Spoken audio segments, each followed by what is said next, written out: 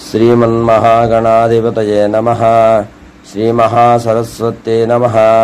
శ్రీ గురుభ్యో నమః. వినాయకుడికి పూజ చేసేటప్పుడు ఏ ఆలయంకైనా వెళ్ళినప్పుడు గోత్రనామాలు చెప్పమంటే మీ యొక్క యజమాని పేరు, మీ పేరు చెప్తే సరిపోతుంది. ధర్మపత్ని సమేతస్య సకుటుంబ అంటాం కదా. సకుటుంబం అంటే మీ కుటుంబమే, మీ పరివారం, మీ పిల్లలు, మీ యొక్క అందరూ కూడా వర్తిస్తారు.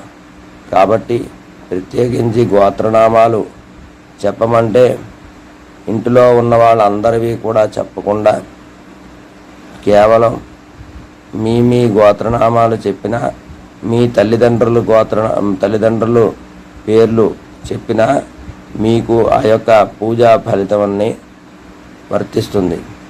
కాబట్టి పూజ చేసుకునేవాళ్ళు గోత్రనామాలు అధికంగా చెప్పనవసరం లేదు. ఎందువల్ల అంటే సంకల్పంలోనే చెప్తున్నారు పంతులు గారు. సకుటుంబస్య సబాంధవస్య సపరివారస్య అంటారు పూజ ప్రారంభించేటప్పుడు. సకుటుంబం అంటే మీ యొక్క కుటుంబము, సబాంధవులు అంటే మీ యొక్క బంధువులు, పుత్రులు పౌత్రులు అందరూ కూడా వర్తిస్తారు. పేరు పేరున చెప్పనవసరం లేదు. అది సంస్కృతంలోనే మంత్రంలోనే చెప్పబడింది.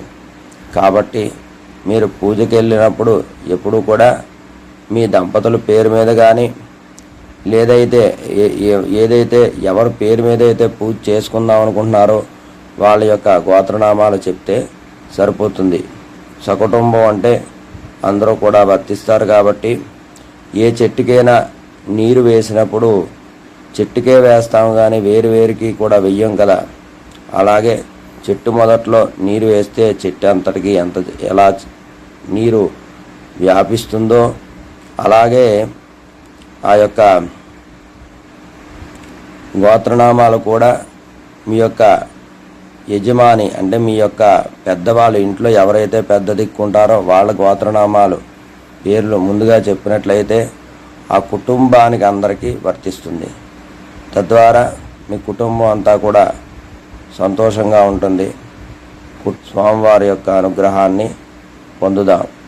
సర్వే జనా సుఖినో భవంతు. శుభం భూజాత్. స్వస్తి.